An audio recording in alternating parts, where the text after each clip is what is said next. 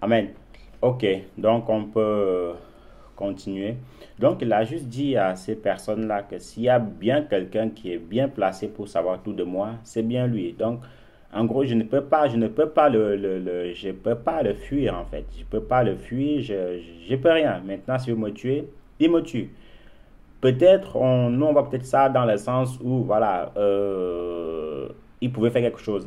Mais il pouvait, c'était difficile pour lui faire quelque chose. Je m'explique. Parce que quelqu'un qui est votre bras droit, quelqu'un qui est votre bras droit, donc ça veut dire que tous les secrets que vous connaissez, tout ce que vous connaissez, il le connaît aussi.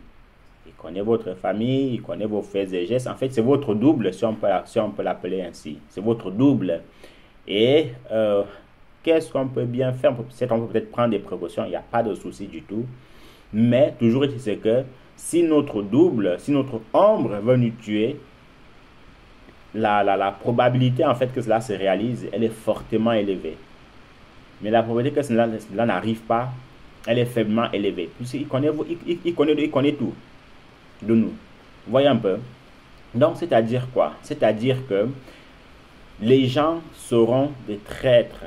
Des gens seront en fait méchants, une méchanceté qui n'a pas de nom.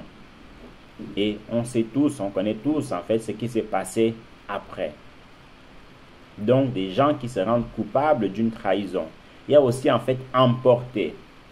Ça veut dire quoi ici? Ça veut dire que ce sont des personnes emportées, ça peut avoir plusieurs définitions. Par exemple, on peut être emporté par la colère, on peut être emporté par beaucoup de choses. Mais on va plutôt un peu s'arrêter sur le point emporté par la colère. Quelqu'un qui est emporté par la colère, c'est quelqu'un, quand il est en colère, il n'a plus de limites en fait. Il n'a plus du tout de limites.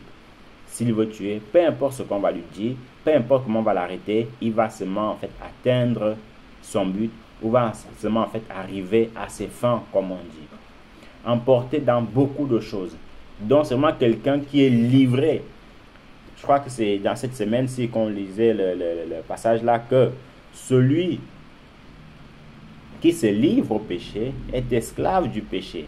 Donc celui qui se livre à la colère est esclave de la colère. Celui qui se livre par l'emportement est esclave de l'emportement. Et un esclave, c'est quelqu'un qui ne s'appartient plus.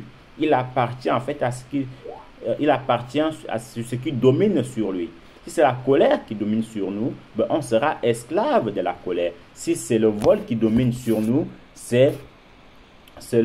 on sera emporté, on sera épris par le péché tout simplement. Voyez un peu, donc exactement, c'est vraiment ça que Dalila a utilisé pour trahir Samson. Voyez un peu, donc ce sont des choses que nous retrouvons une fois de plus dans la maison de Dieu. Des gens qui sont emportés par beaucoup de choses, par la colère, par la violence.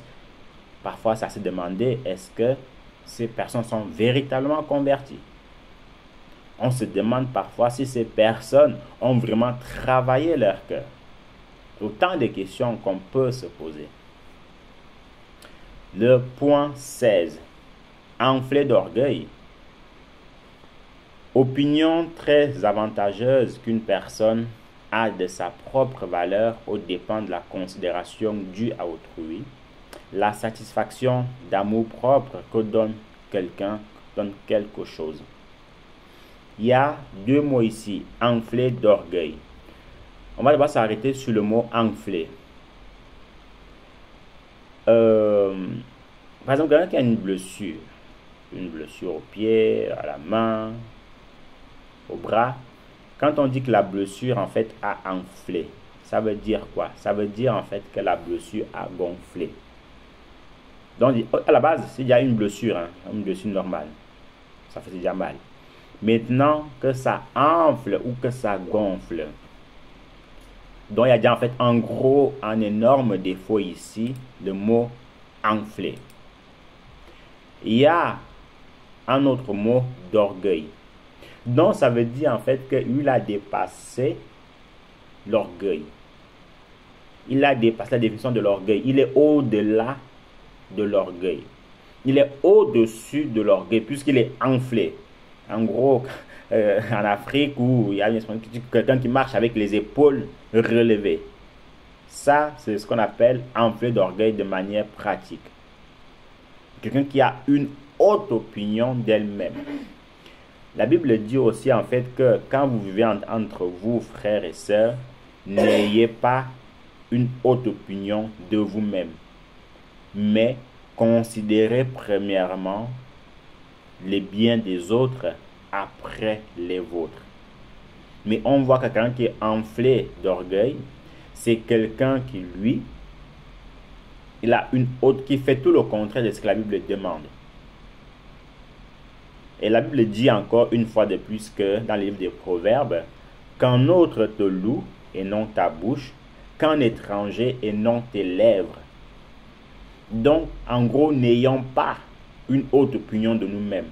Ce sont des personnes extérieures, ça doit être ta femme, ton mari qui doit te dire, ah, tu es une bonne femme, tu es un bon mari. Et ton ami ou ton ami, quelqu'un d'autre qui doit te dire, tu es une bonne personne. Mais si déjà comme tu viens, tu commences à dire, ah, ouais, moi je suis une bonne personne, hein, je suis humble, je suis accueillant, je suis agréable. Mon frère, c'est tout le contraire de ce que la Bible dit. Qu'un autre te loue et non ta bouche, qu'un étranger et non tes lèvres. Donc n'ayons pas une haute opinion de nous-mêmes. N'ayons pas de la considération de nous-mêmes. Et si même il faut avoir une haute opinion, c'est pour les autres tout simplement. Vous voyez? C'est pour les autres de manière juste et honnête. Encourageons les autres par rapport aux actes qu'ils ont posés. Mais non pas que, ah, j'ai fait ceci, j'ai fait cela, comme au temps de Nebuchadnezzar. Ça fait aussi partie des raisons pour lesquelles le Seigneur a envoyé Nebuchadnezzar aller faire un bon jeûne là-bas. Le gars, il est revenu avec des ongles comme une poule ou comme un coq. Il est revenu avec des cheveux aussi longs comme s'il avait fait 10 ans sans se couper les cheveux.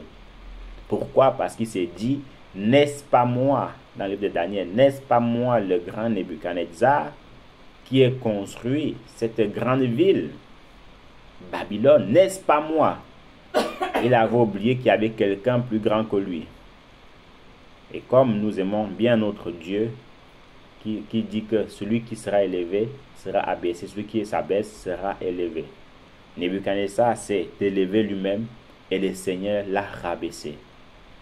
Donc l'enfant de Dieu doit être au courant de toutes ces choses-là. N'ayons pas une haute opinion de nous-mêmes. Ne nous séduisons pas nous-mêmes. Parfois, nous évitons de parler de nous-mêmes. Ça doit être les autres qui parlent de nous-mêmes. Ça doit être les autres qui doivent en fait dire que, ah, je trouve que tu es quelqu'un de vivable. Je trouve que tu es quelqu'un de sympa. Je trouve que. Et c'est là que nous allons nous dire, ah, merci Seigneur. Donc, l'orgueil ne sera jamais bon pour l'enfant de Dieu. Et avant de passer la parole au frère Sébastien, je dirais que vous savez, il y a deux choses principales